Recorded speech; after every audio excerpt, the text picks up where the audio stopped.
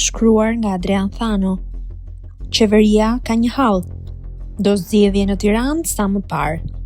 Presidenti ka një detyrë të dekretojë datën. Gjykata kushtetuese ka një dosje, Padina Erion Veliajt. Sipas ligjit, sa kohë që ka një ankim aktiv për një shkarkim, zgjedhjet nuk lejohen. Jo për Erion Hajdutin e kësaj parajse qelibarësh, jo për inati qeverisë, por për respekt të shtetit ligjor. E nëse ashtu e thot një nen, po qenë ka dhe një tjetër, ka dy fisha arsye për të mbledhur gjykatën. Fundja për këto e paguajmë. Në këtë mozaik, topi është në fushën e presidentit Begaj. Do e shkel ligjin me pretekstin e emergjencës elektorale, apo do pres vendimin e gjykatës edhe pse kjo nuk i pëlqen qeverisë.